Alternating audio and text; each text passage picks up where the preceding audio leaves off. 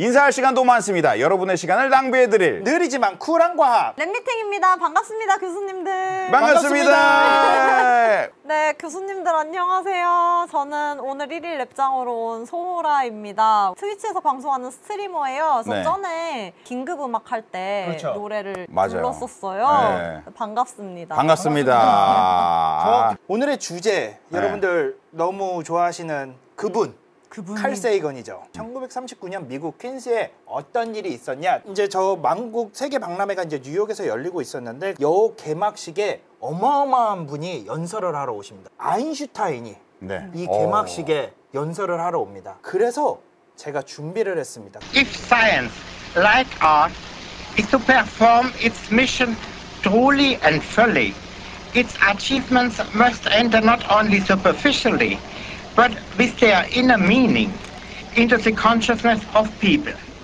If science, like art, 과학이 예술처럼 is to perform its mission truly and fully, 그 임무를 진실하고 온전하게 수행하기 위해서 its achievement must enter not only superficially but with their inner meaning into the consciousness of the people. 대중이, 그러니까 일반 사람들이 과학적 성취를 표면적 내용뿐만 아니라, 그러니까 과학을 그냥 대충 수박 겉핥기만 아는 게 아니라 더 깊은 의미까지도 이해할 수 있어야 한다. 그게 과학자의 임무이자 사명이라는 거죠. 사명이다. 이 말을 저 만국박람회에서 정확하게 합니다. 그래서 저 말을 들은 저 자리에 저 꼬마 친구가 있었습니다. 당시 저 꼬마가 4살이었어요. 4살이었는데 저기 가서 큰 감명을 받습니다. 그게 바로 저분입니다. 칼 세이건. 이 꼬마는 이날 이제 여러 가지를 봅니다. 세상이 전혀 예상하지 못했던 종류의 너무 큰 놀라움들을 저 만국박람회에서 어린 칼 세이건은 경험을 하게 됩니다. 그리고 나서 특히 그날 받았던 감명을 나중에 진짜 써먹게 되는 일이 발생을 합니다. 타임캡슐이에요. 오른쪽에 있는 저 이 총알같이 생긴 저 로켓 모양처럼 생긴 타임캡슐을 38년도에 하나 묻고 또 65년도에 하나를 묻어서 5,000년이 보관 가능하도록 만들어 놓은 거예요. 와, 5,000년이? 네, 요 타임캡슐의 아이디어를 나중에 나사의 여러 미션에 사용을 합니다. 이때 네. 있었던 아이디어를. 네, 네. 이 타임캡슐이 정말 큰 충격이었나 봐요. 그때 어린 이제 칼 세이건이 보기에는 이 타임캡슐이 이때 살았던 문명이 마치 한참 있다가 꺼내서 사람들이 봤을 때 시간 여행을 한 것처럼 볼 수 있으니까 그 시간 여행 개념을 우주에다가 그대로 갖다 반영을 한 거죠. 저 왼쪽에 있는 거는 파이오니어라는 이제 목성을 탐사를 했던, 거기에 실어서 보낸 거예요. 저기에 지구에 살고 있던 사람들과 저 동판을 싣고 가는 파이오니어가 목성을 지나서 이렇게 빠져나가고 있다. 이런 거를 그린 거고, 사람에 대한 거, 비례에 대한 거, 이런 것들을 싣고 간 동판인 거고, 네. 이런 것들을 이제 싣고 가게 만들어야겠다. 혹시 모를 외계 생명체와의 조우를 기대를 하며 우리의 존재를 알려야겠다. 타임캡슐과 비슷한 그 개념을 통해서 이제 저거를 만들기 시작한 거죠. 이제 그렇게 큰 충격을 줬던 사건이 저 1939년 만국 박람회였던 거예요. 어린 칼 세이건. 이제 어린 칼 세이건은 1934년 11월 9일 뉴욕에 있는 브루클린 출생입니다. 아버지는 미국 분은 아니에요. 원래 러시아 공화국의 우크라이나 지방에 있는 사람인데 이민을 온 거죠. 의류업을 하시는 노동자였고, 어머니는 아주 가난한 집안의 평범한 유대인 가정주부였다고 그래요. 어머니는 유대인이었으니까 당시 종교적인 신념이 엄청 강했다고 그래요. 근데 아버지는 불가지론자였다고 그래요. 그래서 어머니의 영향을 받아서 어린 시절에 종교 교육을 되게 많이 받았다 그래요. 칼 세이건은. 그랬는데 이 부분은 되게 많이 지루해했다 그래요. 근데 이 종교 교육을 어릴 때 많이 받았던 게 어린 시절에 칼 세이건의 과학적 영감을 키워줬다고 그래요. 후에 칼 세이건이 부모님한테 이런 말을 남긴다고 합니다. 나의 부모님은 과학자도 아니었고 심지어 과학에 무지하기까지 했다. 하지만 두 분의 성격으로 경외심과 회의론을 동시에 배울 수 있는 계기가 되었으며 이는 후에 내가 과학적인 방법을 습득을 하는 데 있어서 가장 중요한 두 가지의 다른 이론을 동시에 반영할 수 있는 좋은 계기가 됐다고 자서전에 얘기를 했답니다. 그렇군요. 네. 그래서 이렇게 너무나 어릴 때부터 과학적 자질이 돋보였던 칼 세이건은 화성과 같은 다른 행성의 생명체에 대한 상상력을 자극시켰던 이제 SF 소설들이 나옵니다. 왼쪽에 있는 분이 H.G. 웰스라고 해서 우주전쟁이라는 톰 크루즈가 나오는 영화도 나오죠. 네, 그 원작을 쓰신 거고 오른쪽도 에드가 라이스 버로우라고 네. 어마어마하게 SF계에서 유명하신 분인데 이분의 가장 유명한 작품이 있어요. 타전? 그쵸? 오. 타전 시리즈를 쓰신 분이 이분이에요. 아무튼 이 두 분들의 소설을 읽으면서 화성 그리고 다른 세계의 생명체에 대한 관심을 가지기 시작합니다. 이때부터 사실은 우주보다는 생명체에 더 큰 관심을 가져요. 사실은 이제 좀 많이 스킵해서 이렇게 호기심을 갖고 과학적으로 공부를 열심히 하다가 13살이 되던 해, 그러니까 우리나라 나이로 15살이죠 13살이 되던 1948년 뉴저지에 있는 레이웨이 하이스쿨에 입학을 하게 됩니다. 저 오른쪽에 있는 게 지금도 있는 학교예요. 성적이 어땠을까요? 당연히 전부 A를 받는 학생이었어요. 사실은 전부 그랬는데 네. 막상 칼 세이건은 이제 수업 자체가 따분한 건데 수업 자체가 따분했던 이유가 선생님들이 의욕이 없는 게 이제 느껴지는 거예요. 나를 가르쳐주고 싶은 마음이 없구나. 나는 호기심이 있어서 무언가를 해보고 싶고 무언가를 물어보고 싶고 선생님들이 이제 부모님을 딱 불러요. 그래가지고 부모님을 소환해가지고 이 학생은 일명 기프티드 스튜던트다. 천재니까 이런 학생들만 가는 프라이빗 스쿨, 그러니까 사립학교에 가야 된다. 이렇게 추천을 합니다. 그런데 부모님이 아까 어머니가 또 너무 가난했다고 그러고 아버지는 이주 노동자라고 그랬잖아요. 그랬기 때문에 사립학교를 보낼 수가 없었던 거죠. 그 대신 우리 학교에도 이런 학생이 있구나. 그래서 이제 그 선생님들이 약간 각성하기 시작합니다. 그때부터 선생님들이 이제 칼 세이건이 무언가를 하게 하면은 그거를 하게 놔둡니다. 그래서 이제 화학 동아리 같은 거를 만들어요. 화학 동아리를 만들어서 이제 골판지 같은 거 있잖아요. 종이로 분자 모형을 만들어 가지고 분자가 어떻게 결합하고 떨어지는지를 13살짜리가 설명을 하게. 14살짜리가 골판지로다가. 근데 다 알아듣겠대요. 그 설명을 진짜 그때부터 너무 잘하기 시작하는 거죠.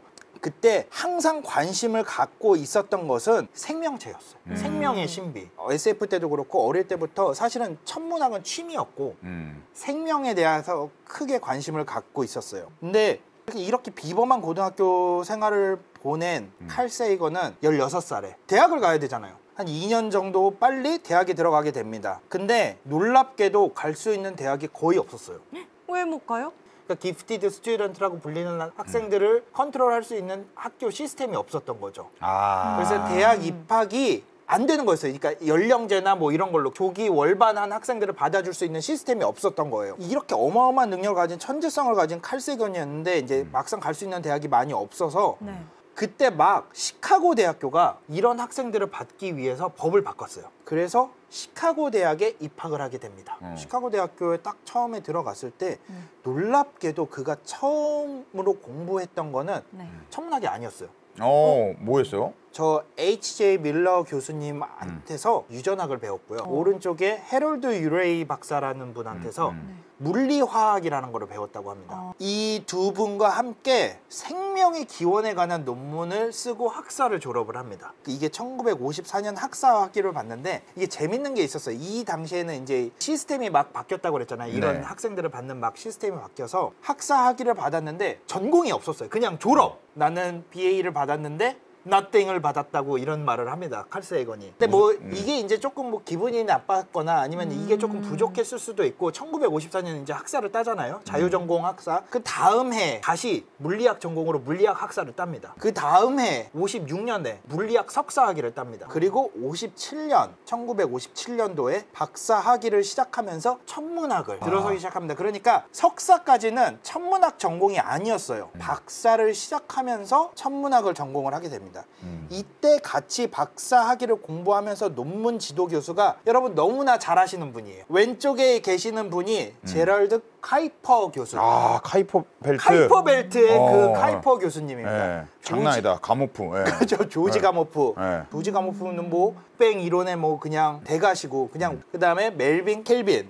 다 웅장하다. 그죠. 과학사에 자기 이름 하나씩 남긴 분들이네.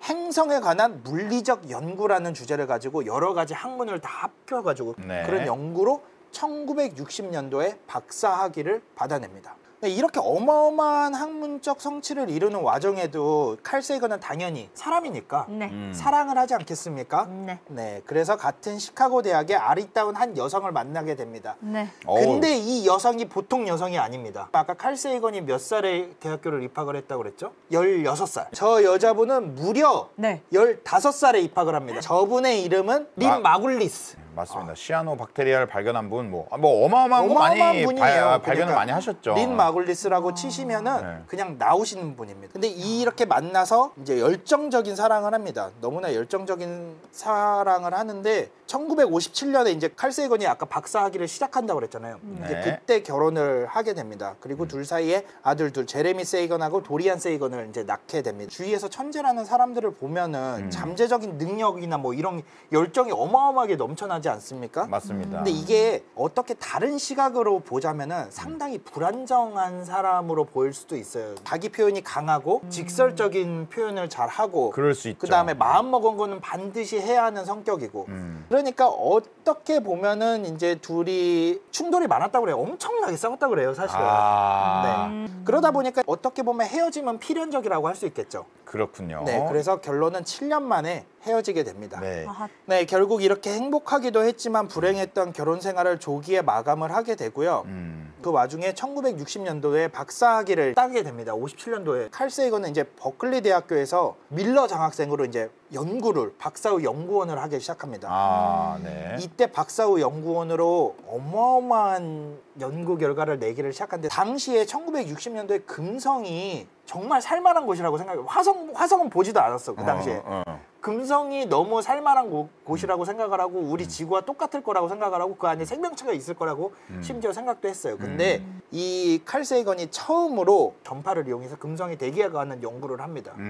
그래서 금성이 어마어마하게 뜨겁고 어마어마하게 대기가 두껍고 표면 온도가 500도 이상이 될 것이다 라는 거를 예측을 합니다. 그리고 메리너호라고 나사에서 메리너 프로젝트라고 해서 화성과 금성의 탐사선을 보내서 칼 세이건이 예측을 한 연구 결과가 맞았다는 게 나타나게 됩니다.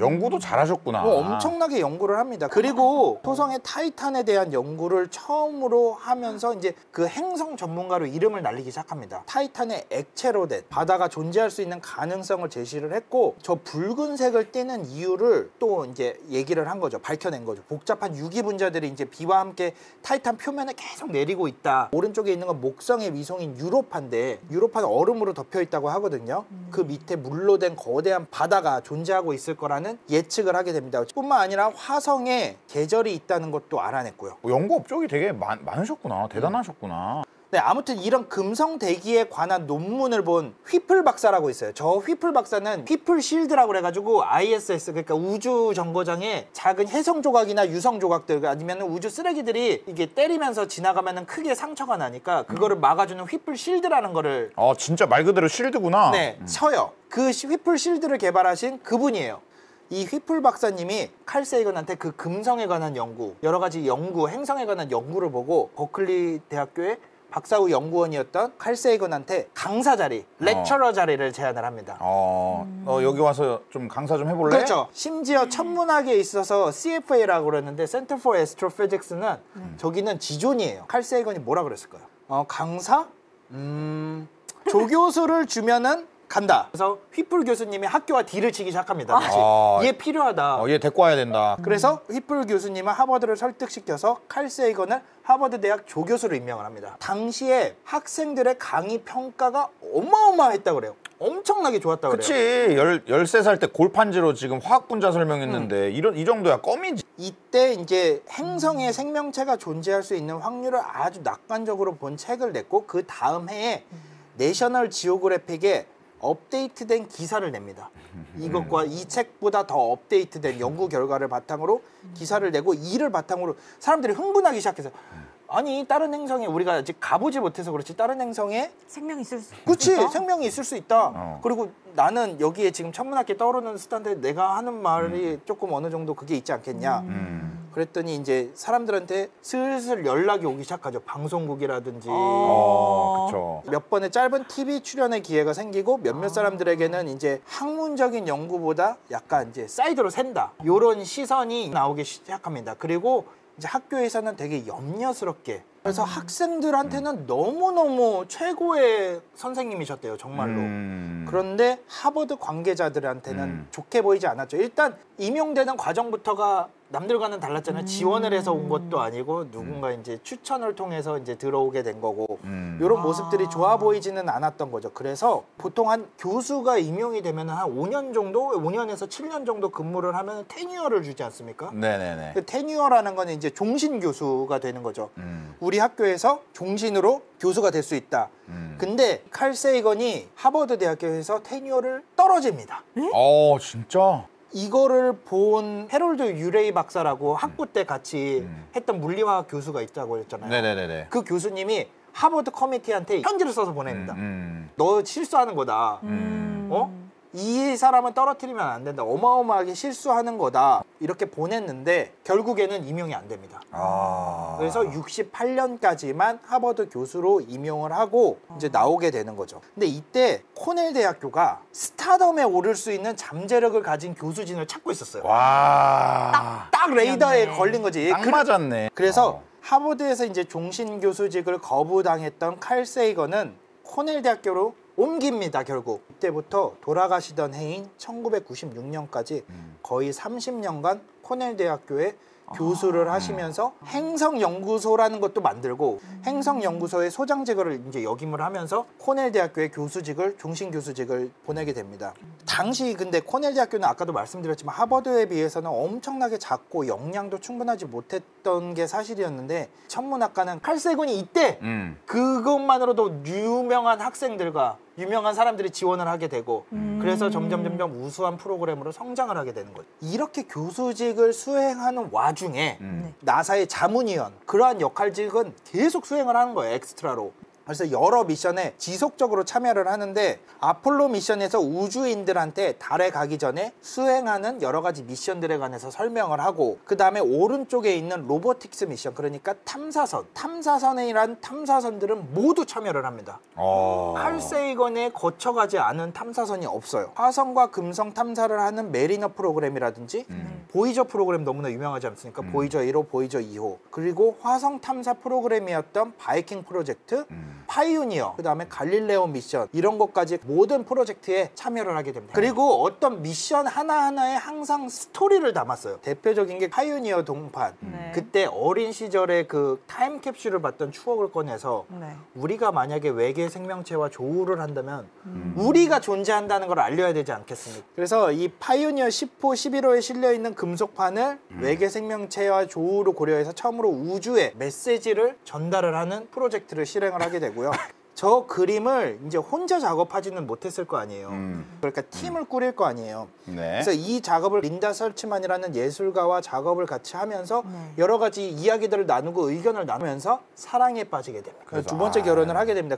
그 설명에는 그래요. 그 당시에 회상을 하면 관능적이고 미모가 어마어마하게 뛰어났으며 그거를 덮을 정도의 상당히 예술적인 능력이 뛰어났다 그래요. 그 모습에 반한 거죠. 그래서 예술적인 성향이 강한 린다 설치만하고 1968년 두 번째 결혼을 합니다.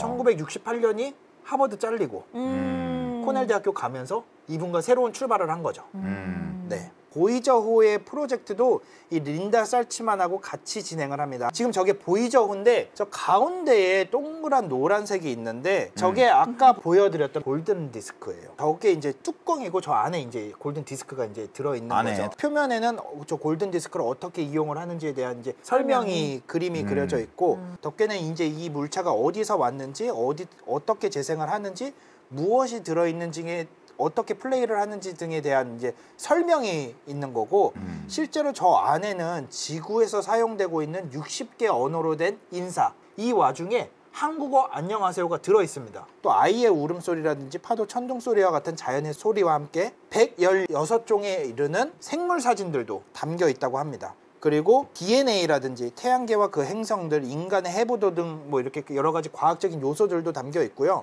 여담이긴 한데 당시에 정말 유명했던 비틀즈 노래 Here Comes the Sun이라고 여기 태양이 온다 뭐 이제 태양이 여기 있다 뭐 이런 노래가 있는데 이거를 담으려고 그랬나 봐요. 저 골든 디스크에. 근데 당시 비틀즈 소속사인 EMI가 아니 뭐 누가 듣는 것도 아니고 우주로 보낸다는데 그거를 이제 저작권 문제가 이제 마음에 걸린 거지. EMI가 거부를 해서 저 노래를 실을 수가 없었다 그래요. 그래서 아까 파이오니어의 이제 그림을 그리는 것 팀을 구성을 했던 것처럼 이 골든 디스크를 만드는데도 이제 팀이 필요할 거잖아요. 그래서 칼 세이건이 팀을 꾸립니다. 예. 한 여러 명들이 있는데 이제 칼 세이건하고 린다 설즈만 당연히 들어가죠. 오른쪽에 있는 분이 프랭크 드레이크 박사라고 왼쪽에 맨 아래에 있는 분이 앤드류안이라는 이제 여자분이고 네.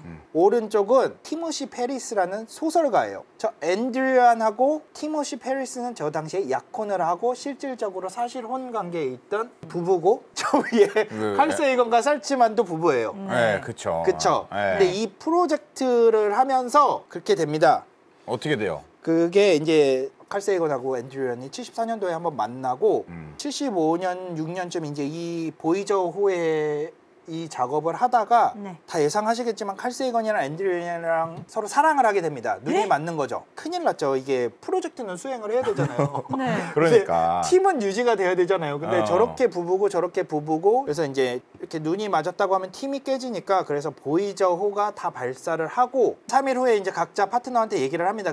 이제 앤드류안은 얘기를 했는데 페리시가 놀랍게도 너무 쿨하게 오케이 네가 원한다면은 칼 세이건한테 가라. 어머? 와. 이렇게 허락을 해줍니다. 그러니까 문제는 살치만이었죠. 칼 세이건의 와이프. 이혼에는 합의를 합니다. 근데 생각보다 소송이 이제 이혼 소송이 길어지면서 이제 두 사람은 81년이 되어서야 77년에 결혼을 약속하고 4년 후에 결혼을 하게 됩니다. 진짜 아침 드라마이자 사랑과 전쟁이네. 네. 이분의 이제 두 분이 같이 한 대표적인 역작이 바로 코스모스라는 다큐와 책이지 않습니까? 네. 이 다큐와 책인데 저기에 이렇게 썼습니다. 공간의 광막함과 시간의 영겁에서 행성 하나와 찰나의 순간을 N과 함께 공유할 수 있었음은 나에게는 하나의 기쁨이었다. 이게 코스모스의 맨 앞에 나와 있는 글입니다. 그러다가 이제 나사의 여러 프로젝트를 실행하지 않습니까? 그러다가 1970년대 말 화성의 바이킹 미션이 이제 가고 보이저가 목성으로 여행을 떠나고 이제 데이터가 다 들어오기 전에 이제 시간이 비는 거예요. 예. 네, 그때 칼 세이건은 이제 그때 드디어 내가 나설 때인가 이래가지고 과학 대중화를 위해서 TV가 얼마나 큰 역할을 할 수 있는지를 테스트해 보려고 합니다. 친했던 한 기업가와 칼 세이건 엔터프라이즈라는 프로덕션을 세웁니다. 그리고 코넬 대학교를 3년간 휴직을 하고 헐리우드로 넘어옵니다. 헐리우드로? 갑자기? 네. 헐리우드로 넘어와서 프로덕션을 해서 투자금을 모으고 프로듀서도 고용하고 그래서 이제 1977년부터 이런 작업을 밑작업을 시작해서 3년 동안 공을 들여서 한 게 바로 여러분들이 너무나 잘 알고 있는 이거죠. 코스모스. 그게 코스모스구나. 그쵸. 이 코스모스가 다큐가 먼저 나오고 책이 한 달 정도 있다가 나옵니다. 이 프로젝트는 이제 칼 세이건이 생각했던 것보다 더 센세이셔널하게 반향을 일으킵니다. 엄청나게 그쵸. 인기가 초대박 나오고 이게 어떤 인기였냐면 심지어 타임지에서 저 사진을 표지 모델로 이렇게 나오게 되는 쇼맨 거죠. 오브 사이언스. 와. 되게 멋있다. 네. 쇼맨 오브 사이언스. 사이언스라는 단어에 참 좀 어떻게 보면 안 어울리는 그쵸. 단어일 수도 있는데 쇼맨이라는 게. 과학의 쇼맨이다. 과학 대중화의 왕자다. 뭐 이런 식으로 막 불리게 되죠. 그래서 이때 칼 세이건의 인기가 폭발을 하게 됩니다. 이때 80년대 초에. 그러니까요. 그 다큐 작업을 다 끝냈으니까 이제 어떻게 해요? 돌아가야 될 거 아니에요. 코넬로 돌아갔더니 이거는 뭐 의지와 상관없이 어마어마한 데이터가 돼 있는 거예요. 네. 학교에 가면 뭐 사인해달라 뭐 해달라 뭐 밥도 먹지도 못하고 그 대신에 어마어마한 부도 함께 오게 됩니다. 그래서 코넬 대학교가 있는 동네에 이집트 사원을 모델로 한 화려한 집을 사들여서 개인 직원을 고용하기도 했답니다. 한 출판사 사이먼 앤 셔스터라는 출판사로부터 200만 불의 선계약 책을 하나 써달라. SF 소설을 하나 써달라. 당시 돈으로 뭐 당시 돈으로 200만 불을. 와, 어마어마하네요. 네. 그래서 SF 소설 출판 계약을 하게 됩니다. 이때 계약한 책이 1985년도에 나오는데 이 책이 뭔지 아십니까? 컨택트. 이 200만 불을 받고 쓴 유일한 SF 소설이 야, 콘택트입니다. 200만 불 잘 줬네. 그죠? 1985년도에 콘택트가 야. 나오고 오른쪽에 콘택트 이제 영화가 97년도에 나오는데 안타깝게도 칼 세이건은 96년도에 백혈병으로 돌아가시면서 아이고. 영화가 이제 나오는 거는 못 보시고 못 돌아가셨죠. 보셨구나. 네, 안타깝게도 그 칼 세이건은 1996년에 이제 백혈병으로 돌아가시지만 그분의 유지와 그분의 이제 뜻은 저 닐 타이슨이라는 분이 이어받습니다. 저 제자인데 그 유지를 그대로 받들어서 지금 이제 과학 커뮤니케이터로서 여러 가지 활동을 하고 계시고 아내셨던 앤드류안도 칼 세이건의 그 유지와 이런 것들을 받들어서 네. 지금 코스모스 네? 3편 코스모스 파서버 월드가 나왔습니다. 저 오른쪽 사진 너무나 유명하죠. 저 네. 유명한 사진 저게 바로 창백한 푸른 점이라는 사진인데 저기 이제 보이죠? 2호가 가다가 뒤를 돌아서 네. 지구를 찍은 겁니다. 저 하얀 띠 안에 저게 지구예요? 정말 먼지 같은 게 하나 있어요. 조그만한 예, 네. 작은. 저 조그만한 먼지 같은 게 하나 있는데 저게 지구예요. 이거를 꼭 보시길 바래요. 또 이렇게 다큐를 연출할 때 중요한 멘트들이 막 나오는데 네. 그 멘트들과 함께 이제 저 그렇게 푸른 봐야 점을 돼요? 보면 네. 맞아요. 되게 달리 보이는 그쵸? 거죠. 지구가 예. 달리 보이고 인사할 시간도 많습니다. 여러분의 시간을 낭비해드릴 느리지만 쿨한 과학. 랩미팅이었습니다. 감사합니다, 교수님들. 감사합니다. 또 봐요. 또 봐요.